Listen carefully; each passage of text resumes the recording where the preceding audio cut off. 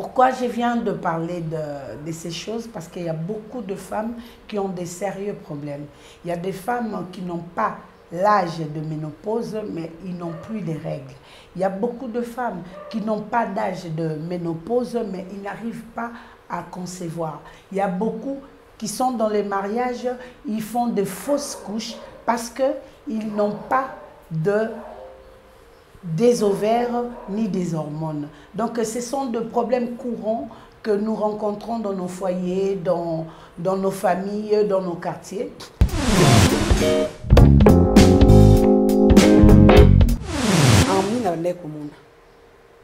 Donc auparavant, tant ils allaient que na régler sika, des alaka ko bandi ba régler na yo. Avant na régler, ils allaient que les bandé ko soanga makas. Et puis au senti ma belle bandé ko vimba, mois de douleur et puis tant on régler et sili na yo. Et puis ils allaient quitter 5 jours et sili. Alors comment na bata moko boye et comment au senti sous ba effet wana nyonso silaki.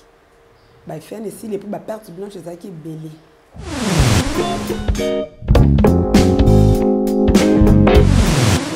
Azalaki na sérieux problème na oyo etalaki santé na biso côté bomwasi.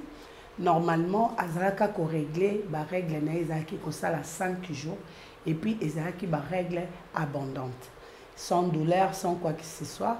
Et ndenge ezalaka mwasi nyonso avant régler moko esalaka mabele kovimba ozoyoka mwa ba douleur na ba ventre ozoyoka ba téton ko sala pasi et ça faisait un moment oyo aperdaki ba sensation ana.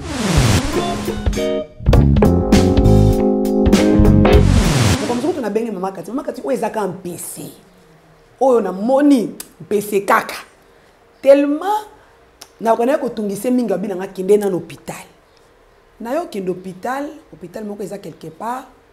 Basani nga examen makila na memeli ba résultat. Tana memeli ba résultat atali ne ay ko pesa nga bakisi. Banda pesa nga bakisi wana na mela na bandaka na pirito pona ko infection.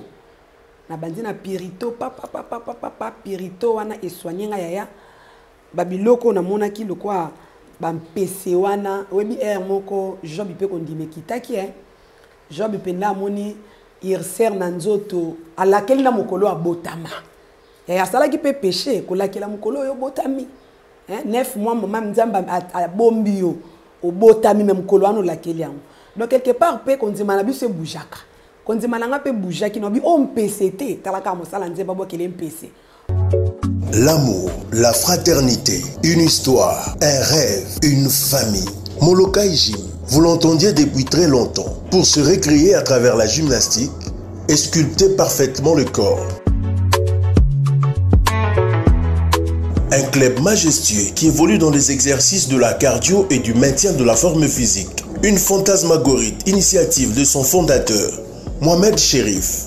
Au pilotage, le président Rondidi Toutala et tant d'autres personnalités à la crème du savoir. Ces figures légendaires ont su perfectionner l'essence de la gymnastique en République démocratique du Congo. Loin de tomber dans son piédestal, le club compte 5 médailles nationales, à savoir 3 médailles pour les hommes et 2 médailles pour les femmes. Molokai Gym, avec ses 2 icônes féminines, Ginès Itoua et Ornella Amissi, fait tant des émules en défrayant la chronique sur le toit national.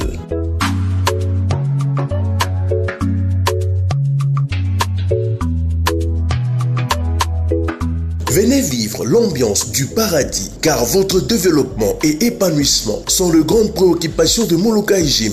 Pour plus d'informations, appelez au +243 89 61 39 961. N'oubliez surtout pas de vous abonner sur notre page Facebook Molokai Gym et +243 Familles sans frontières.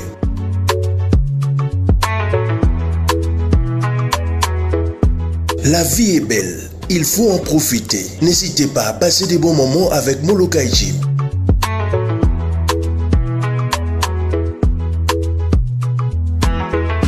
Maison Kati, eza ya bana ya Congo. Maison Kati don, eza ya bana ya Congo don. Maison Kati don, eza ya bana ya Congo don. Tozana na ba produit belé eza nango naturel mwamba papa wana makasi ya ba papa tanga bio sukisa pomade élargissante pona ba papa pirito voir clair FD Purge ba produit ya Maison Kati yango wana etanga Maison Kati amemeli biso ba produit naturel ya bien oyo kotraite nzoto na biso malamu mingi koleka. Plus de détails kende na Kintuka Pêcheur avenue Maindombe numéro 99 référence Carrie Grèce.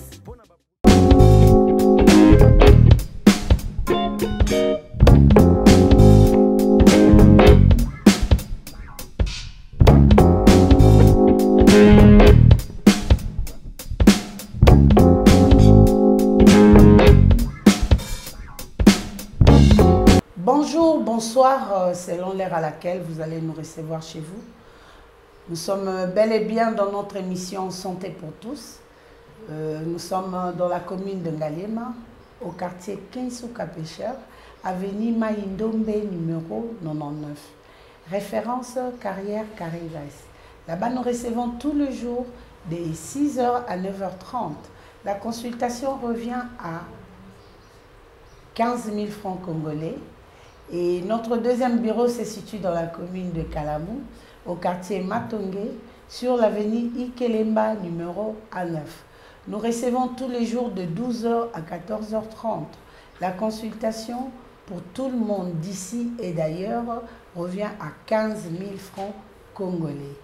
Et notre numéro de contact, c'est les plus 243 82 20 012 à la fin. Je reprends. Plus 243 82 20 012 à la fin. Je suis toute contente de vous savoir nombreux devant vos téléphones, vos ordinateurs, vos tablettes, ainsi que vos écrans en train de nous suivre.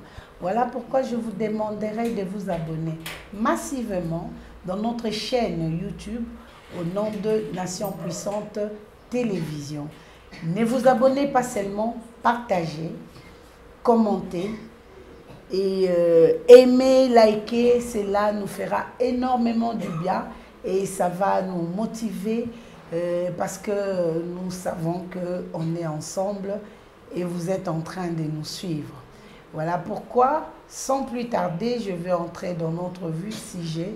Aujourd'hui, nous allons parler d'une dame que certains connaissent.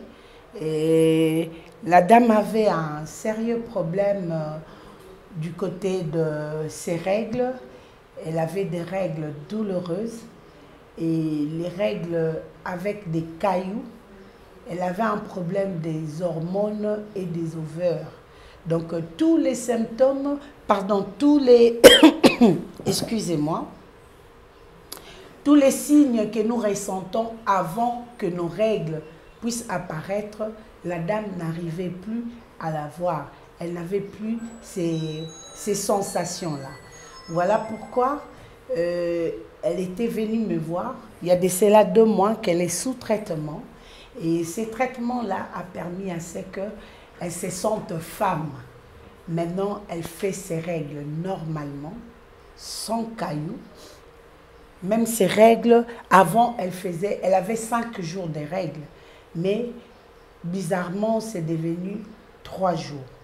Et les 3 jours-là, des règles qui sont mauves, colorées, douloureux, accompagnées des cailloux et des douleurs intenses. Voilà pourquoi elle était venue me voir pour sa consultation. Et pendant notre consultation, j'ai essayé d'expliquer à la dame, non, il faut aller à l'hôpital, faire des examens et tout. Et après, pour me ramener des résultats. Et ça a été fait. Voilà pourquoi je reviens avec un témoignage en vidéo. Parce que nous ici, quand nous avons l'occasion, nous vous glissons des témoignages. Ce n'est pas pour nous vanter, mais c'est pour nous différencier avec ceux qui parlent trop et on ne voit pas de résultats. Mais chez nous, Jésus-Christ n'échoue jamais. Et voilà pourquoi dans nos produits, il y a toujours eu des résultats satisfaisants. Et voilà pourquoi nos consommateurs n'arrêtent pas de nous revenir avec leurs témoignages. Voilà. Pourquoi je viens de parler de ces choses? Parce qu'il y a beaucoup de femmes qui ont des sérieux problèmes. Il y a des femmes qui n'ont pas l'âge de ménopause, mais ils n'ont plus de règles. Il y a beaucoup de femmes qui n'ont pas d'âge de ménopause, mais ils n'arrivent pas à concevoir. Il y a beaucoup qui sont dans les mariages, ils font de fausses couches parce qu'ils n'ont pas des ovaires ni des hormones. Donc ce sont des problèmes courants que nous rencontrons dans nos foyers, dans nos familles, dans nos quartiers. Et à chaque fois que je reviens ici, je vous demande de le partager. Pourquoi? Parce qu'il y a beaucoup de gens qui sont encore ignorants. Beaucoup de gens ne savent pas à qui se confier. Beaucoup de gens ont été déçus par de divers traitements et qui n'ont apporté aucun résultat. Mais chez nous, gloire à Dieu, je reviens ici avec des témoignages. C'est pour te motiver, toi qui es en train de me suivre, de savoir que dans la maison chez Cathy, nous avons des résultats et les gens reviennent toujours avec des témoignages. Pourquoi je vous demande des témoignages? C'est pour motiver les gens qui sont hésitants, les gens qui sont méfiants, qui disent non, les produits naturels, ce sont des féticheurs, ce sont des charlatans. Non, chez nous, Jésus-Christ règne. Nous sommes des pères et des mères en Jésus-Christ et nos produits sont très, très efficaces. Voilà pourquoi nous revenons avec des témoignages. Toi qui vas suivre ce message, ne le garde pas pour toi seul, partage. Partage pour permettre aux gens qui ne sont pas encore au courant, qui ne sont pas encore informés, de savoir que dans la maison chez Cathy, les choses se font et les choses se font bien. Oui, tozongi na langila karandenge zalaka bandeko balandi o bozolanda biso kombo na ngai maman Cathy Munga pona bato bakolanda nga mbala ya liboso nazali naturothérapeute nazali ko soigner au moyen de plantes naturelles. Nazali bongo na commune ya Ngaliema na quartier Kinsuka Pêcheur na avenue Maïndombe numéro 99. Référence carrière Carré-Grèce. Kuna toyambaka de 6h à 9h30. Consultation 15 000 francs congolais. Et deuxième bureau na biso, ezali na bureau ya ezali na commune ya Kalamu, na quartier Matonge, na avenue Ikelemba numéro A9. Kunando yambaka de 12h à 14h30. Consultation 15 000 francs congolais. Et ma consultation, on a osala présent. Osala présenté, il faut faire ta consultation. Parce que ma kambo yo koyebisanga, yangonde na kotia sur... Excusez-moi. Yangonde na kotia sur papier pour permettre traitement nayo et permettre suivi à traitement nayo. Et puis le même consultation nous aide pendant le contrôle des inspecteurs. Baye ba musala nini to salaka yangonde nini est-ce que bato bayaka bazoka satisfaction bakisi nini to komelaka bango.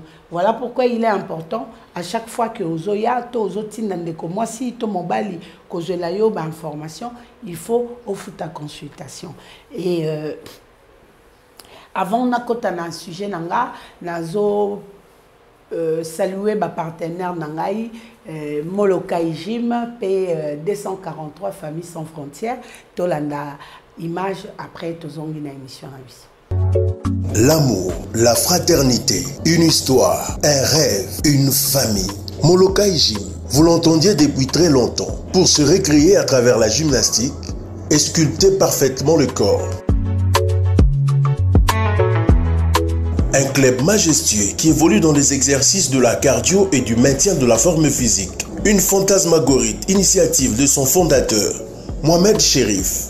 Au pilotage, le président Rondidi Toutala et tant d'autres personnalités à la crème du savoir. Ces figures légendaires ont su perfectionner l'essence de la gymnastique en République démocratique du Congo. Loin de tomber dans son piédestal, le club compte 5 médailles nationales, à savoir 3 médailles pour les hommes et 2 médailles pour les femmes. Molokai Gym, avec ses 2 icônes féminines, Ginès Itoua et Ornella Amissi, fait tant des émules en défrayant la chronique sur le toit national.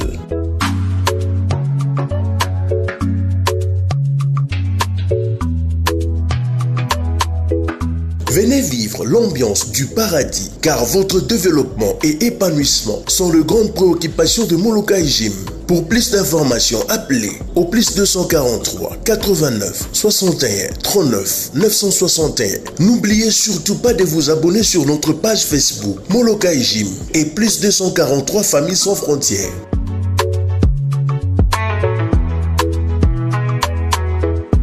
La vie est belle, il faut en profiter. N'hésitez pas à passer des bons moments avec Molokai Gym.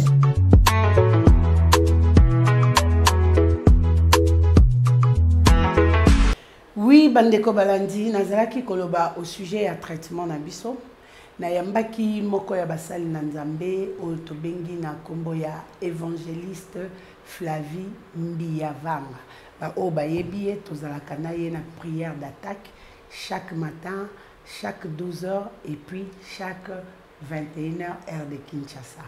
En tout cas, évangéliste azalaki na sérieux problème na oyo etalaki santé na biso côté bomwasi. Normalement azalaka ko régler ba règle na ezalaki ko sala 5 jours et puis ezalaki ba règle abondante sans douleur, sans quoi que ce soit.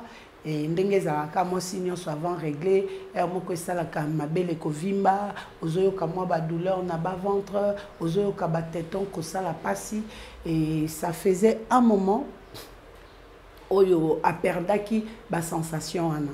Non seulement aperdaki ba sensation wana, et akomaki na difficulté ya komona ba glaire cervicale o tobengaka ba perte blanche, azalaki nango lisusu penza te. Et puis en dehors de ça azalaki ko régler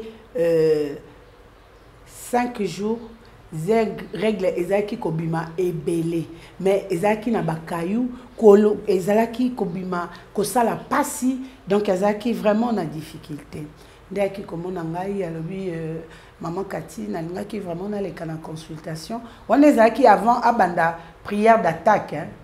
Nalingaki na leka na consultation tala naza na problème boye na problème boye na problème boye. Na yebisaki ekende hôpital moderne basala o ba examen pelvienne.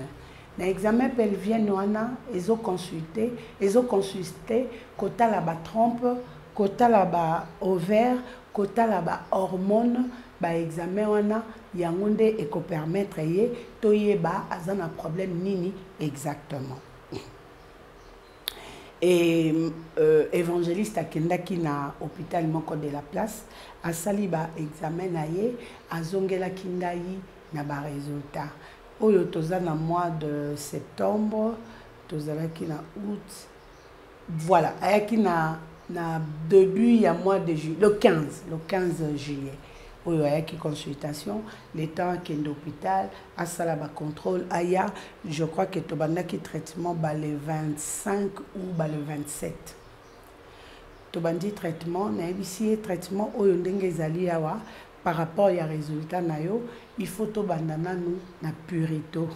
Pona nini purito? Parce que malgré ba résultat bimaki azalaki pe na problème ya infection urinaire, yango na tiaki sous purito, ameli purito 24 bouteilles. Purito nazoloba yango yo en image soki tishiki lutumbo akoki kobende la biso pona bandeko bazolanda biso. Purito oyo bamelaka ngo par rapport ya résultat oyo ekobima na ba examen na yo. Misusu bamelaka 6 bouteilles. Misusu bamelaka 12 pona 6 bouteilles pona 3 jours, 12 pona 6 jours, 24 pona 12 jours. Évangéliste Flavie amelaki 24 bouteilles pona cure ya 12 jours. Et après comme la purito na ye nde nayaki kokotisa ye na cure, azalaki na problème ya trompe bouchée te, azalaki ka na problème ya infection, ya règle ezalaki ko compliqué, et puis ba hormone ezalaki te. Après naye kopesa ye débouche règle na remontée d'ovaire. Ba o bazolanda baroloba oh mais ye azalaki na problème ya règle te, règle ne ekatanaki te, bongo pesi ye débouche règle pona nini. Na pesi ye débouche règle pona nini. Débouche règle ezawana ponako bongisa cycle ya mwana mwasi. Débouche règle ezali ponako régler organisme ya mwana mwasi. remontée d'ovaire Amélie yango pona nini remontée d'ovaire parce que azalaki na problème il y a ba ovaire na ba hormone ba ovaire na ba hormone ezalaki mukie et komaki na quantité ya mukie yango esalaki que au lieu de 5 jours de règles a commis na 3 jours et puis règle yango ezobima ya mukie et puis règle yango ezobima ya couleur mabe et puis azomona ba glaire cervicale te. Tant on a kopesa ye auto komi na deuxième mois ya traitement na ye soki na zongi asisi traitement te mais amoni déjà changement makasi yango azongaki pona kopesa na consultation totale évolution et c'est par là que j'ai en profité pour na kozwa témoignage na ye sur vidéo parce qu'il a permis ki ngana zwa vidéo so pas boya ki vidéo na ngana la bino voice so ka boya ki voice na ngana la bino message écrite mais par la grâce de Dieu elle m'a fait une vidéo yango na zongi pona ko yebisa na bandeko o bazola nanga yo o zali na problème ya règle et katana règle et bimaka bien te règle et sotaka règle douloureuse règle avec des cailloux traitement na maison chez Cathy ezali yo muto règle comme ya un jour yaka kozwa traitement na yo ba jour ekobonga yo muto règle comme ya 2 semaines na moi moko zo régler 2 fois yaka na maison chez Cathy traitement ezali pour na yo kokoma en bonne santé. Oui nazongi na sujet nanga na pesaki évangéliste Flavie remontée d'ovaire et puis débouche règle bandeko na minitio nazoye bisabino bokolanda tout à l'heure na vidéo oyo asaleli biso pour na témoignage ndeko Flavie règle na ye ezongi normal en dehors de ça bakayou elongwe couleur ezalaki lokola mauve lokola noir elongwe règle zongi penza rouge vif.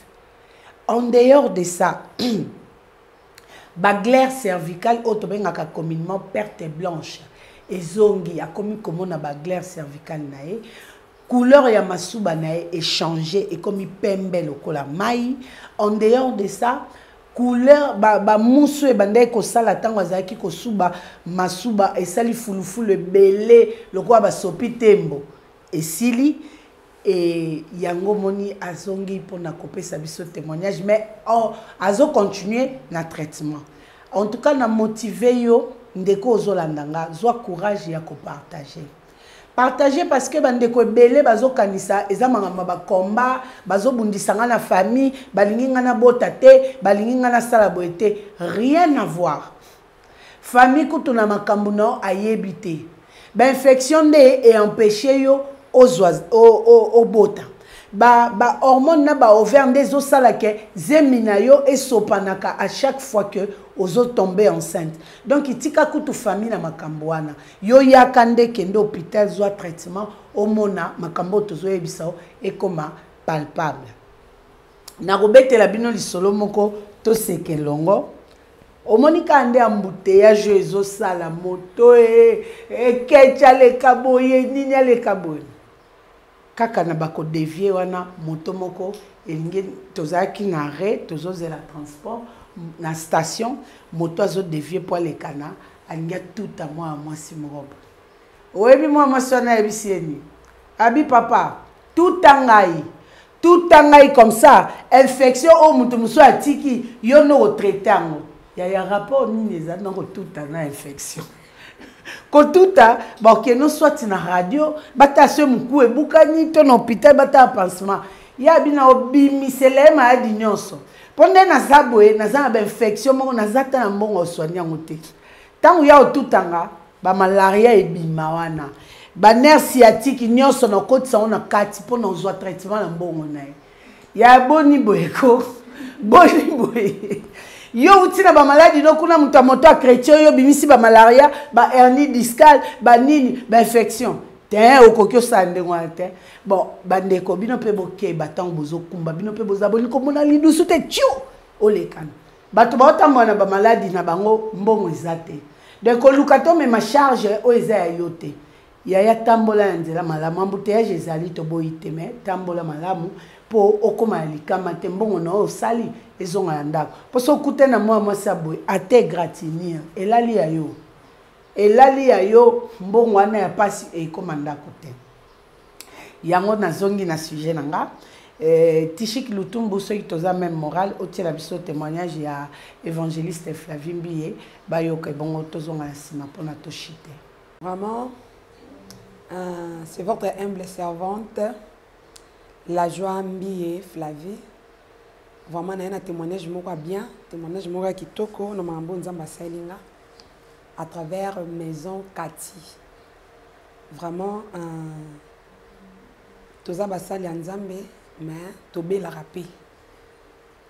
rapé santé pe dérangeaka o ezaki obondeli pe nzambe me faut zwaka akisi donc la bondele pe nzambe pourquoi na omona boy alors ton ayaki na kutana mama Kati bisinga bon na nyoso nzamba salaka na ye mais soka tsape minganga ezajoute po basunga pe biso na o Italie santé. Le quoi de jo bondeli. Au moins que zo simbate donc esengi que faut pe olandela traitement. Alors nazaki non na mo ba doute mukie. Mais tant maman Kati bisinga que faut au banda traitement par rapport à ba biloko zo mona. Amni na bande ko mona. Donc auparavant tant ils allaient que na régler sika. Des alaka ko bandi ba régler na yo. Avant de régler, ils allaient que les bandits ko soanga makas. Et puis, au senti ma belle les bandits ko vimba, moi douleur et puis tant on régler et sili nango. Et puis ils allaient équiper 5 jours et sili. Alors comment on a battu mon koboé et comment que au senti sous ba effet on a nion sur silaki. Ba effet ne sili et puis ba perte blanche ils allaient belé. Alors on régler 3 jours, 2 jours et demi.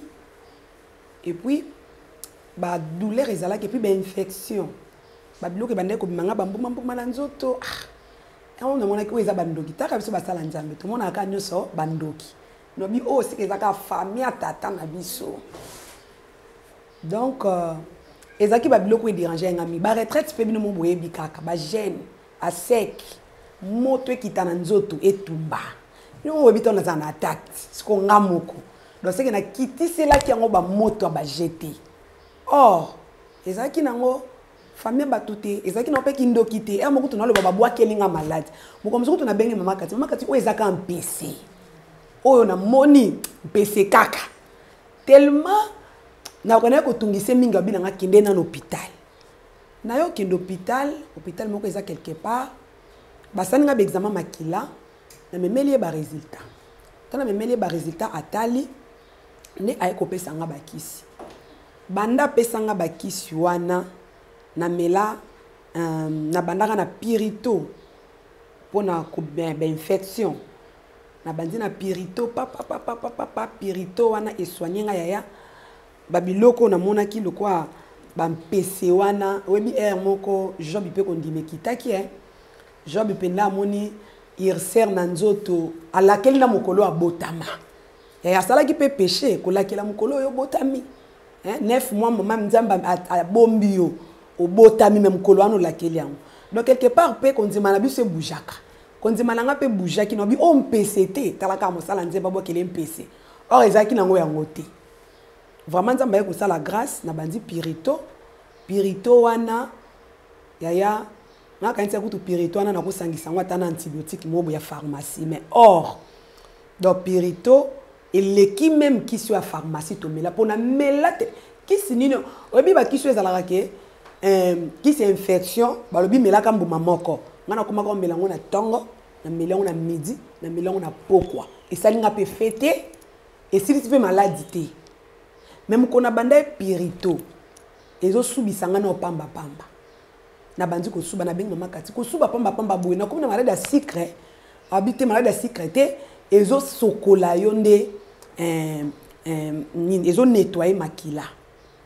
Alors nzamba ko sala grâce pirito tant na silisi pirito na ngai na eko kota na remonter tant ce qu'on a côté na remonter c'est comme maman na likambo zala ki yaya na senti penda que non ba perte blanche ezalaki penzate et puis na tamoko ebanda ko mebele na tamoko ekomaki lokwa elimwe et puis ya ba chocolat mais nzamba ko sanga ngolu nyonso ezongi l'état normal déjà ki ba douleur ya ba douleur moko ya ndenga mabe et sili ba douleur vraiment on ndenge ezalaka ki moi sinon soyo ka douleur va régler déjà là que moi ma belle ça là moi ko vimba mukie moi douleur donc nyonso ezongi na état normal et puis tant après ça remonter wana na débouche règle yango suko na donaza en cours non que na cité mais na senti derrière ba phénomène nyonso autant na bandaka komona ba règle na ngasika ndenge zalaka ndenge pe ezongi vraiment na komisi nzambi yango na ko ebisa yo muto vai na ndako tanto po bondeli mingi ndeti nga oza bandoki ka ya famille bika ndeto kanga bandoki biso bato akoba spirituel ba biloko musu ezaka nango bandoki te biloko musu kutana médecin yo pe muto tamboli mingi surtout likamba ba infection ya okangelo mabota likamba ba infection oza ba biloko mo mabezo bebisa bana basi ebele na place okende ko mela surtout ba kisi ya minganga oya ba pharmacie ya ekomaka poison na nzoto pe soki elekebele. Donc tantôt pour tambola déjà na bato ba kisi mususu ba tradi praticien esimbate mais ngamoko na ndima ki na bi mama kati leki sanga ba bi santé zaka na prité muto asungi yo biki ya na okasoni ko lakselo nanga attend que na pe mosala nzambe donc so ezaki ba aventure na okay ko leka te pona mosala nzambe na leka ka ba mona kangai alors toki na ndima ki c'est à cause fallait qu'il na témoigner bato ba ye baba mona résultat positif au EPC. Donc na bengi bino boya ebele na maison kati boko za la décité yaya boko vivre penda guérison au lukaki banda kala. Vraiment c'était la votre humble servante na bengi bino boya ebele. Merci. C'est bon. Batoma na batomas bino batatembe. Bolingaka bomo na madusu place maboko ayeso tobokaki. Na yeli bino évangéliste Flavimbi ye moko a témoigné sur le plateau tala niveau pour bino tembele ka mingi ote balobaka bongo basalaka bon ngai eza preuve à l'appui otie to lambeli oyena libaya to lambeli bende to saleli kiti biso andengwana to lingi ba preuve à l'appui pour to lembisa ba escroc to lembisa bato ministère à découragement bino kuto oyo kate to tamakam na bino te to saka musana biso bino fubo zalana po lendisa biso penda po se boloba seke bolanda lokwa bolanda biso merci na bato balinga biso na bato balinga biso te biso to linga bino po biso to yaka na kopesa ba solution to yaka obeta masapote to yaka wana muto abiki apesi témoignage muto abiki apesi témoignage. Je crois que semaine prochaine na koyamba sur le plateau ndeko na biso moko ya mobali ya utaki poto azalaki empoisonné ayaki kozwa traitement awe pa na biso aza entrepreneur aza na activité na o asala awa na Kinshasa et puis aza na musala na o asala na poto alobaki na makambo o amoni na traitement ya maison chez Tati akoya ye moko en personne apesa témoignage na ye moko en personne et puis par là alobela sur ba produit na ye donc awa penda ye sozo sala na ndenge ya mukete bino bato bokenda banda kwanganga bobeti à côté yeso atia pe ya bato na net ba biso boye tozana biso extra te mengolu kaka likolo mafuta ezo sopana nde musala ekene kitoko donc na sengi na bino bo s'abonner massivement pour mambo ya minene awa massivement abonnez-vous partagez pour na to sunga bandeko ba yebi biso na nte. Partagez, commentez. Tous en besoin critique nao. Tous supprimer. Tous en besoin critique nao pour école c'est la biso musala. Tous en besoin de motivation nao pour to lenda to kende liboso. Tous en besoin de soutien nao et à la matérielle, et à la financière, et à la spirituelle. Nyonso tous en besoin. Bon soutenir biso vraiment na musala oyo parce que tous ça musala kitoko. Yango tous en a posé à abonnement na bino.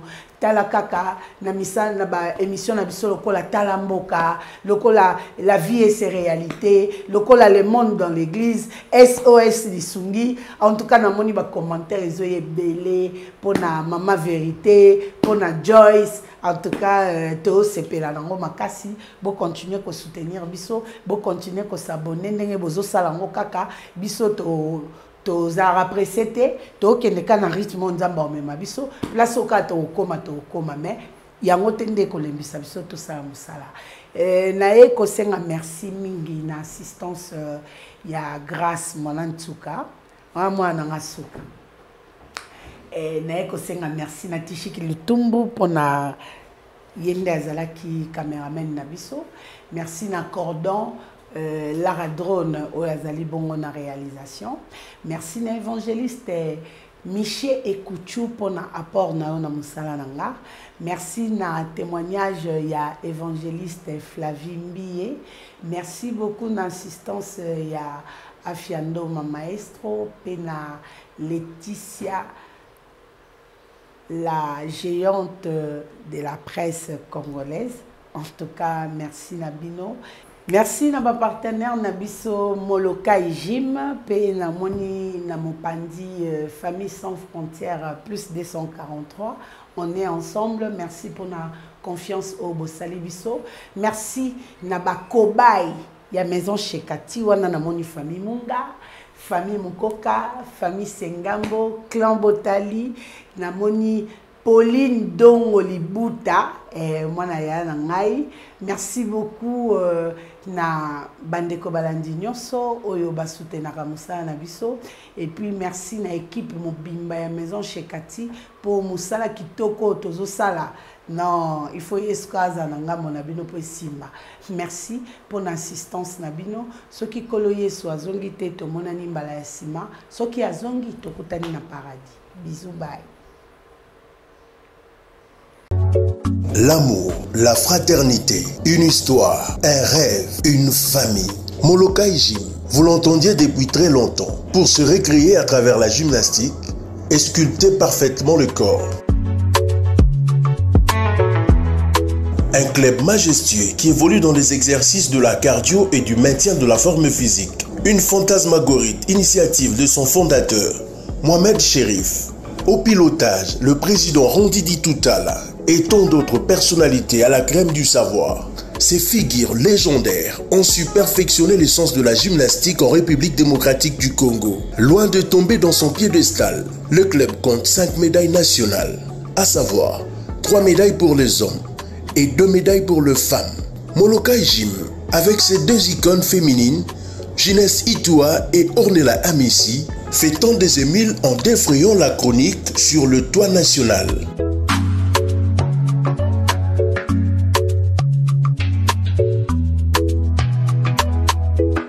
Venez vivre l'ambiance du paradis, car votre développement et épanouissement sont les grandes préoccupations de Molokai Gym. Pour plus d'informations, appelez au plus 243 89 61 39 961. N'oubliez surtout pas de vous abonner sur notre page Facebook Molokai Gym et plus 243 Familles Sans Frontières.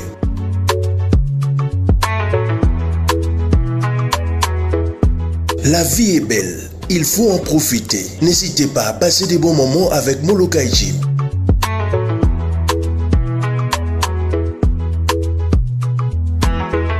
Maison Kati, eza ya bana ya Congo. Maison Kati do, eza ya bana ya Congo do. Maison Kati do, eza ya bana ya Congo do. Tozana ba projet belé, eza nango naturel. Mwamba papa, wana makasi ya ba papa Tangabio, Soukisa et pommade élargissante. Pona ba papa Pirito, voir clair. FD Purge ba produit la Maison Kati yango wana Kanga. Maison Kati a même le biso ba produit naturel ya bien oye ko traiter nzoto na biso malamu mingi koleka. Plus de détails, kende na Kintuka Pêcheur, avenue Maindombe numéro 99.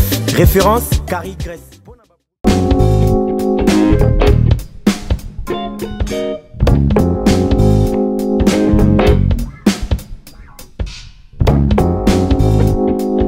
Bye.